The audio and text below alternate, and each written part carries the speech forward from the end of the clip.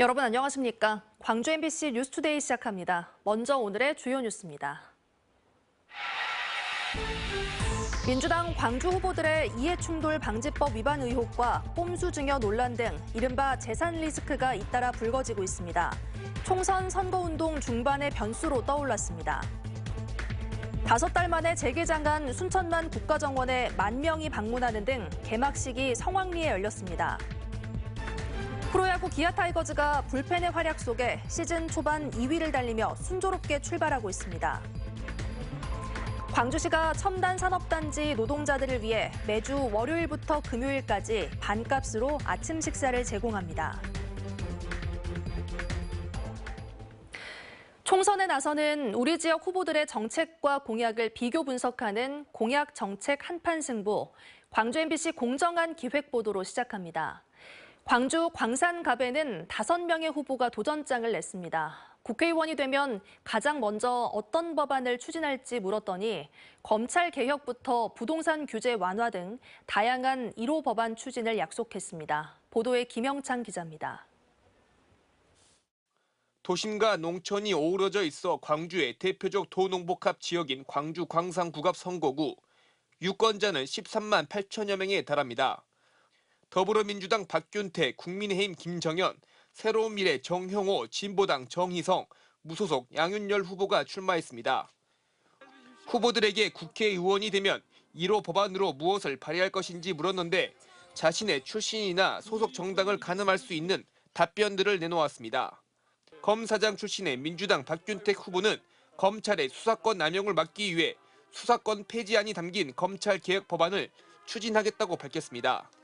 저는 일단 가장 시급한 것이 검찰개혁법안이라고 생각을 합니다. 검찰을 수사기관에서 인권 옹호기관으로 바꾸는 입법인데 제일 중요한 것이 검찰의 직접 수사권을 폐지하고. 국민의힘 김정현 후보는 정부의 그린벨트 규제 완화에 맞춰 부동산 거래 활성화를 위한 토지거래 규제 완화 입법을 약속했습니다. 지금 광산구는 도시 농촌이 어우러졌기 때문에 토지거래 규제 완화 입법 추진하겠습니다. 그래서 경제를 활성화시키고 또 지역 세수도 서로 활발하게 할 수 있도록 하겠습니다. 새로운 미래 정형호 후보는 세금 탈루를 막기 위한 해법으로 이른바 종합소비세를 도입하는 조세법 개정안 추진을 강조했습니다. 지하경제, 사채 이런 것들 세금 전혀 안 내요. 그럼 그걸 어떻게 그러면 이 대처를 할 수 있느냐? 그 부분은 내가 주장하는 게 종합소비세제들을 도입하면 됩니다. 진보당 정희성 후보는 광산구 지역의 해묵은 현안인 광주 군공항 이전과 관련해 소음 피해 보상을 확대하는 공약을 맨 처음 만들겠다고 약속했습니다. 군 소음법 개정을 통해서 전투 비행기 소음 피해 보상 범위를 확대하고 그다음에 보상 금액도 현실화시키고 보상받는 대상 범위도 추가를 시켜야 하는 게. 소방 공무원 출신인 무소속 양윤열 후보는 공무원 출신으로 볼 때 우리나라 대통령의 권한이 지나치게 강하다며 법안 거부권 행사나 사면권 남용 금지법을 위한 입법 활동을 약속했습니다. 대통령의 사면권이 잘못된 행사로 인하여 그 확정 판결을 받은 범죄자를 다시 출마시키는 그런 일이 벌어지지 않았습니까? 그런 대통령 사면권의 행사에 앞서 국회 동의 문제를 5명 후보들에게 지역 최대 현안인 송정역 개발, 광주 군공항 이전, 금호타이어 이전 등을 물었습니다. 박균태, 김정현, 정형호 후보는 송정역을 중심으로 한 교통, 문화 등 대규모 개발 사업을 약속했습니다.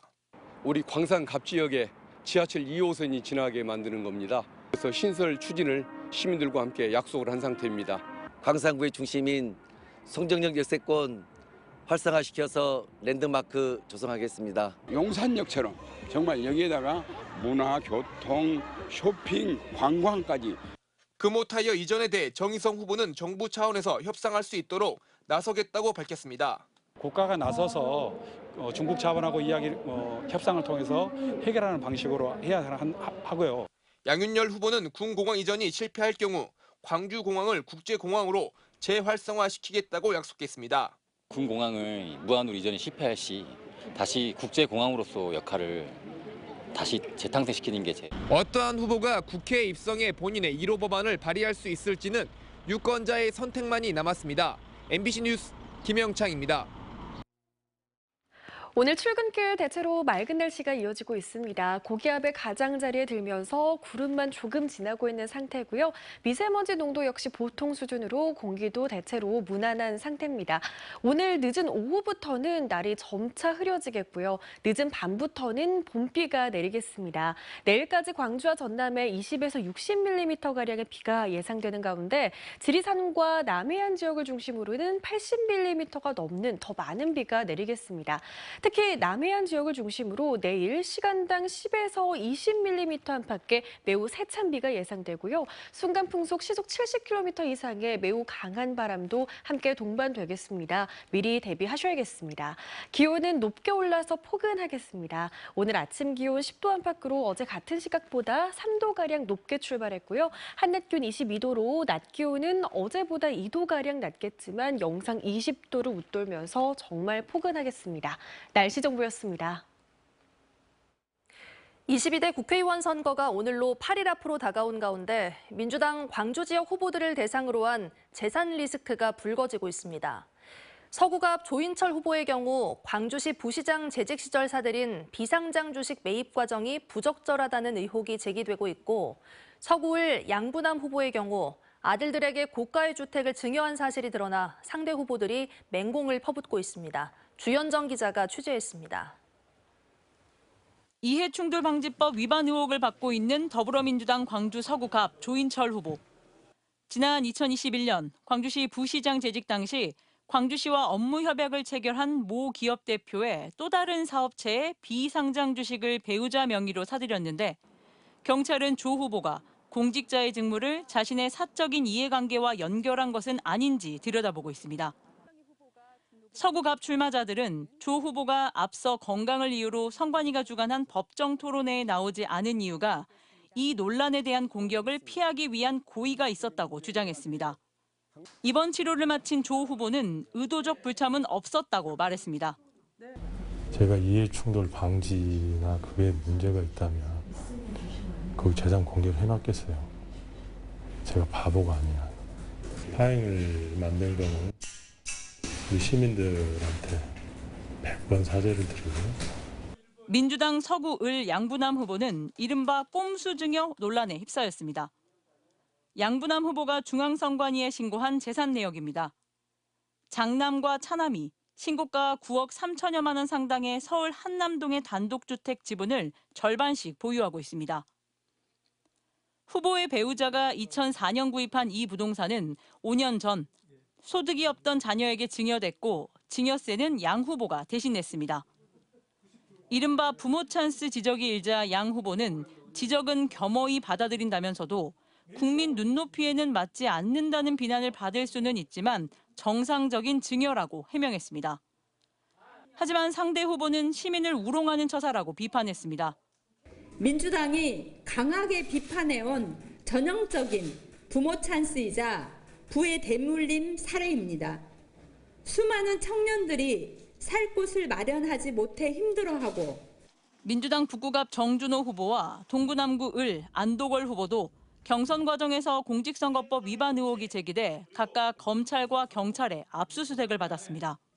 막대기만 꽂아도 당선되는 지역인데 당에서 그런 사람들 공천을 했다면 당과 개인도 문제지만 그런 사람들을 어쩔 수 없이 찍어야 되는 그 지역민들의 애로사항도 있다고 보여지네요.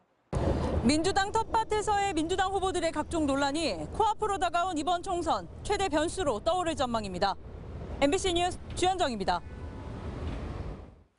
오늘 나주화순 선거구 후보자 토론회가 생방송됩니다. 광주 MBC는 유권자의 선택을 돕기 위해 민주당 신정훈, 진보당 안주용 후보를 초청해 공약과 정책을 비교 검증하는 시간을 갖습니다. 공직자 선거법에 따라 진행되는 이번 후보자 토론회는 오늘 오후 1시 55분부터 1시간가량 광주 MBC TV와 유튜브를 통해 생방송됩니다. 한편 국민의힘 김종훈 후보는 건강상의 이유로 토론회에 불참하겠다는 의사를 밝혔습니다. 22대 국회의원 선거를 앞두고 전라남도 선거관리위원회가 투표용지 인쇄 상황을 점검했습니다. 양영희 전남 선거관리위원장은 어제 광주 동구의 한 인쇄업체를 찾아 담양 한평 영광 장성 선거구의 투표용지 일련 번호와 재단 규격 등이 적절한지와 투표용지 보관 상태가 괜찮은지 등을 살펴봤습니다. 지난달 30일 오후 6시쯤 나주시 노안면의 한 저수지에서 50대 여성이 물에 빠져 숨져 있는 것을 인근 마을 주민이 발견해 경찰에 신고했습니다.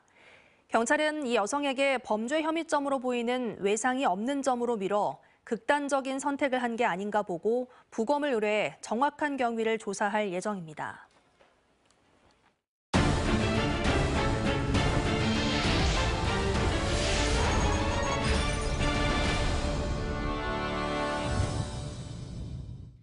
지난해 1,000만 명 가까운 방문객이 다녀간 순천만 국가정원이 정비를 마치고 다시 문을 열었습니다.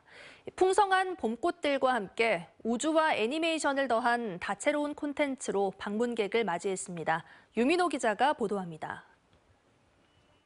푸른 잔디 위로 화려한 봄꽃이 피었습니다. 형형색색 튤립과 함께 다채로운 꽃 150만 본이 순천만 국가정원을 수놓았습니다. 활짝 핀 벚꽃이 정원의 꽃들과 어우러져 봄의 정취를 더했습니다.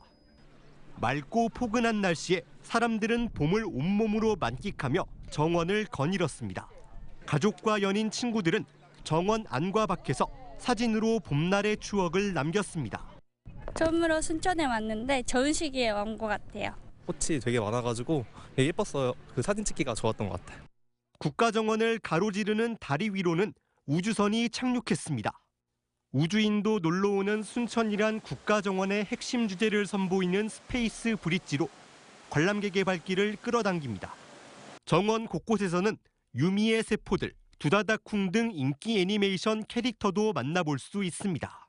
스페이스 브릿지가 새로 생기면서 안에도 볼 것도 많고 우주선 탄 기분이 들어서 너무 좋았고 또 유미의 세포들도 있더라고요, 보니까. 그래서 저런 것도 신기하고 되게 좋은 것 같아요. 지난해 1,000만 명에 가까운 관람객을 불러 모은 순천만 국가정원은 5개월간 정비를 마치고 문을 열었습니다. 개막식에는 10,000명이 참석했고 24개 읍면동 시민이 대표 캐릭터를 내세워 행진을 벌였습니다. 자, 우리 순천시의 미래의 모습은 뭘까? 아직도 굉장히 궁금해지고 기대가 됩니다. 정원의 애니메이션을 더한 순천만 국가정원은 연중 운영하며 매달 마지막 주 월요일은 휴장합니다. MBC 뉴스 유민호입니다. 기아 타이거즈가 지난 주말 두산의 위닝 시리즈를 거두며 개막 이후 순조로운 출발을 이어가고 있습니다. 타선은 중요한 때의 적시타로, 불펜은 승리를 확실하게 책임지는 안정감 있는 투구로 상승세를 견인하고 있습니다. 보도에 한신구 기자입니다. 선발 투수 윤영철이 4이닝을 무실점으로 틀어막으며 호투하던 5회. 서건창이 안타로 출루한 뒤 2루 도루에 성공하면서 맞은 2사 1, 2루 찬스. 최원준과 박찬호가 잇따라 적시타로 화답하면서 승기를 잡습니다. 기아 타이거즈가 개막 이후 5승 1패의 호성적을 거두며 시즌 초반을 순조롭게 출발하고 있습니다.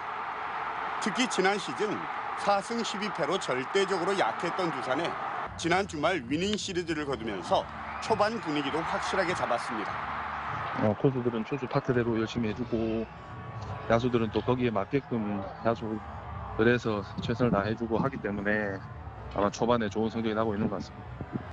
중심 타자 나성범이 개막 직전 부상으로 이탈하면서 무게감은 덜하지만 타선은 중요한 순간마다 적시타를 터뜨리면서 팀의 승리 공식을 쌓아가고 있습니다.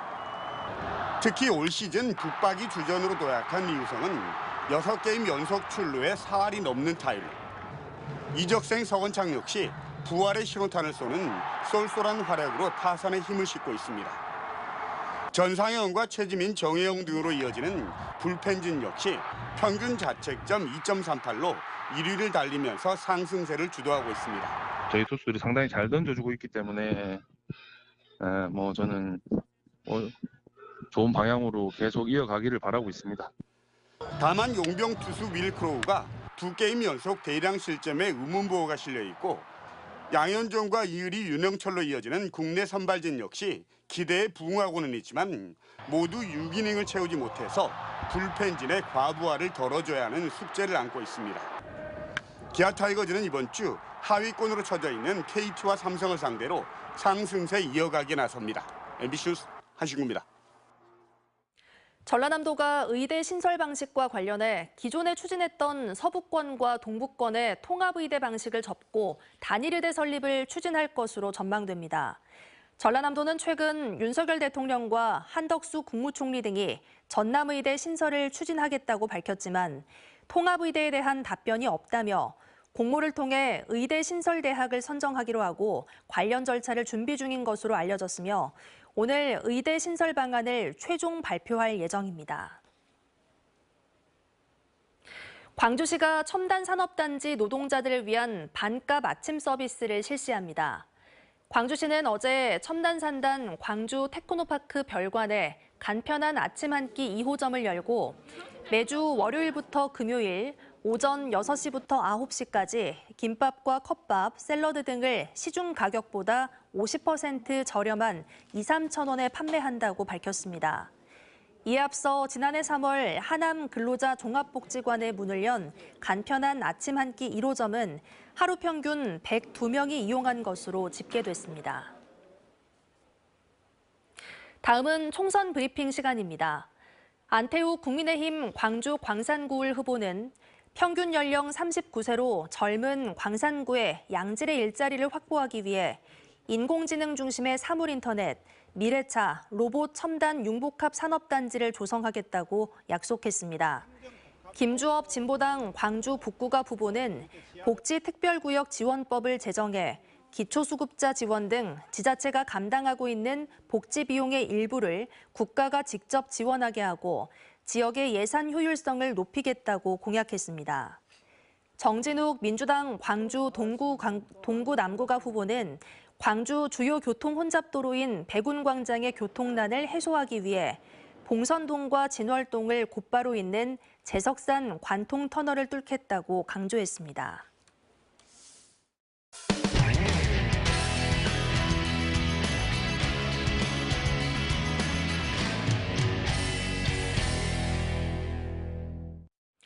요즘 총선 후보들이 많은 공약들을 쏟아내 어떤 게 좋은 공약인지 구분하기가 쉽지 않습니다.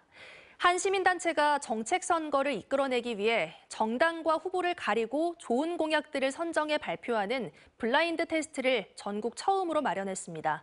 MBC 경남 김태석 기자의 보도입니다. 창원시 유권자 100명이 한자리에 모였습니다. 창원이 5개 선거구 여야 후보들이 발표한 공약들에 대해 본인의 의사를 표시합니다. 우선 국회의원 후보답지 않은 공약과 내가 좋아하지 않는 공약들을 걸러냅니다. 이어서 걸러진 공약들을 뺀 채 나머지 가운데 좋은 공약들을 선정합니다. 한 사람이 한 선거구별로 5개씩 온라인 투표를 합니다. 참석자들은 정당과 후보를 모른 채 공약 제목만 보고 판단을 하는 겁니다. 공약을 처음 접하거나 내용이 쉽지 않은 것도 있어 신중에 신중을 기합니다. 투표 결과를 바탕으로 토론까지 거쳐 선거구별로 좋은 공약 20개를 공개합니다. 제가 3표씩 받은 게 3개가 있는데 지방분권, 국가균형 발전 명시 이거고 다음으로 마창대교통행령이나 최종적으로는 좋은 공약의 후보가 누구인지 발표합니다. 좋은 공약의 주인공이 후보별로 비슷한 선거구도 있고 차이가 있는 곳도 있습니다. 저희 같은 경우에는 성산구다 보니까 창원 공단 공약이 좀 많았었던 것 같습니다. 정말 뜻깊은 시간이었습니다. 이제 땅을 보고 찍는 창원 시민이 아니라 정책을 보고 선거를 할 수 있는 그런 창원 시민이 되었으면 좋겠습니다. 이번 자리는 시민사회의 총선 참여 기회를 확대하고 정책 선거에 유권자를 참여시키기 위해 마련했습니다. 전국에서 처음 시도하는 유권자 정책 공약 블라인드 테스트입니다. 이를 위해 창원의 5개 선거구에 출마한 후보 11명에게서 후보당 30개의 공약을 받았습니다. 맹목적인 특정 정당 지지나 지역주의를 극복하고 선입견을 배제하고 공약을 평가하기 위해서 블라인드 토론회를 진행하게 됐습니다. 시민단체들은 이번 블라인드 테스트의 결과를 공개하는 기자회견을 열어 정책 투표를 시민들에게 호소할 계획이라고 밝혔습니다. MBC 뉴스 김태석입니다. 해마다 여름철 폭우로 발생하는 침수 피해를 막기 위해 다양한 대안들이 고민되고 있는데요. 빗물만 모아 하천으로 밀어내 도심에 물이 들어차는 걸 막는 시설이 충북 청주에 속속 들어서고 있습니다. 실제로 지난해 여름에는 피해가 거의 없었다고 하는데요. 자세한 내용 MBC 충북 이병선 기자가 보도합니다. 지난 2017년 7월 당시로는 관측 이래 가장 많은 물폭탄이 떨어졌던 청주 지역. 학교 운동장은 거대한 호수처럼 변했고 차량 수십 대가 범람한 물에 갇혔습니다. 마트도 집도 물에 잠겼고 구조대원들은 구명보트를 타고 수색에 나섭니다. 모두 도심 한복판에서 벌어진 일로 특별 재난지역으로 선포될 정도로 피해가 컸습니다. 청주 무심천변에 들어선 빗물 펌프장. 거대한 펌프가 나란히 수문에 매달려 있고 수위를 측정하는 초음파 장비가 설치됐습니다. 내덕동 저지대에 빗물이 쏟아지면 지하 터널을 통해 펌프장으로 보내고 강력한 펌프를 가동해 강제로 무심천으로 흘려보내는 겁니다. 펌프장 한 곳에 8대의 펌프가 있는데 1분에 1,200톤의 빗물을 무심천 쪽으로 쏟아내게 됩니다. 하천 수위가 올라가면 역류 방지하기 위해서 수문 일체형이 닫히고요. 안쪽에 있는 그 수위가 올라가면 강제로 펌핑해서 하천으로 내보내는 시스템입니다.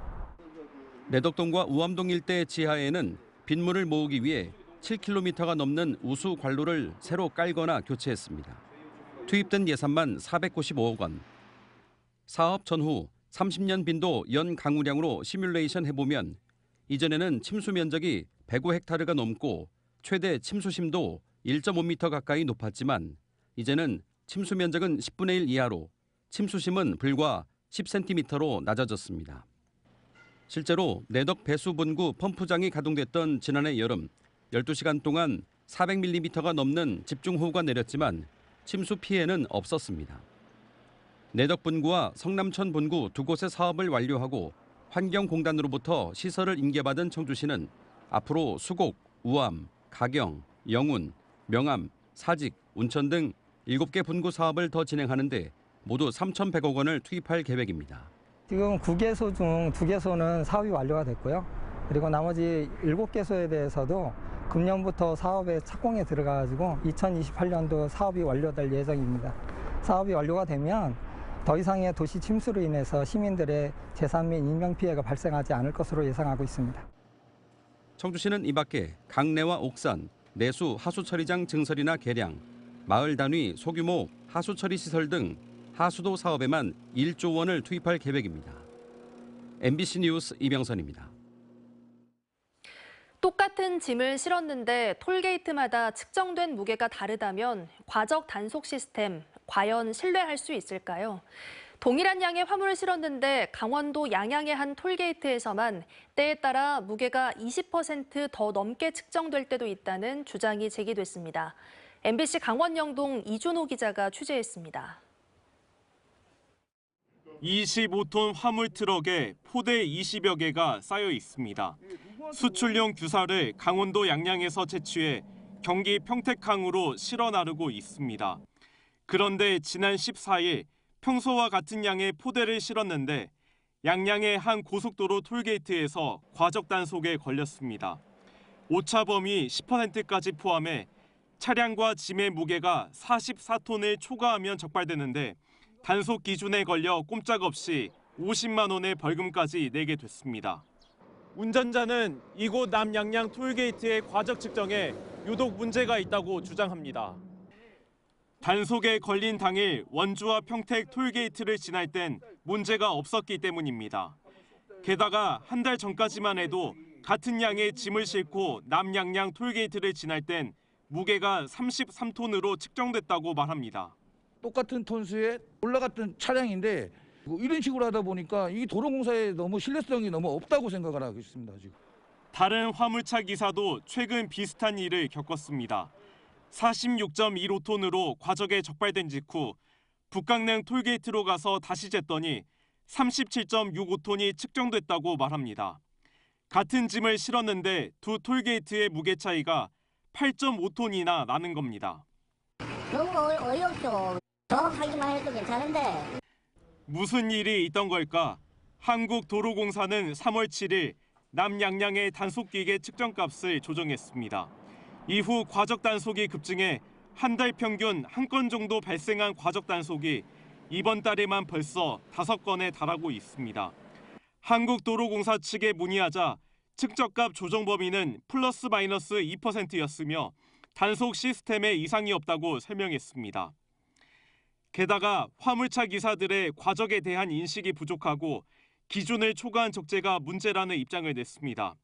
하지만 민원 제기가 끊이지 않자 다음 주 안에 과적 단속 기계의 점검을 다시 실시하겠다고 덧붙였습니다. MBC 뉴스 이준호입니다. 오늘 출근길 대체로 맑은 날씨가 이어지고 있습니다. 고기압의 가장자리에 들면서 옅은 구름만 조금 지나고 있고요. 미세먼지 농도도 보통 수준 유지하면서 대기질도 무난한 상태입니다. 오늘 오후부터는 날이 점차 흐려지겠고요. 밤부터 비가 내리겠습니다. 광주와 전남에 내일까지 예상되는 강수량 20에서 60mm로 예보된 가운데 지리산과 남해안 지역을 중심으로는 80mm가 넘는 더 많은 비가 내리겠습니다.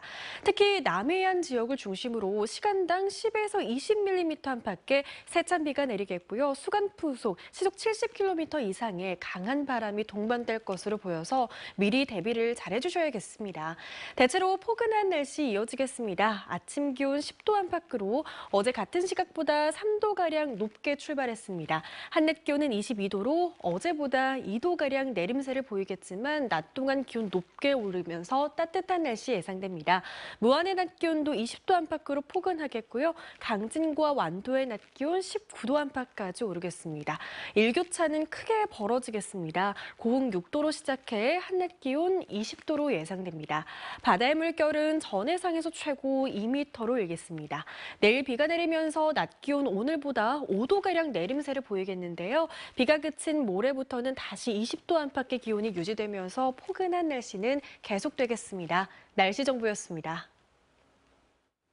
뉴스 마칩니다. 함께해 주신 여러분 고맙습니다. 언제 어디서나 내 손 안의 뉴스. 광주 MBC 뉴스 유튜브 구독으로 함께하세요.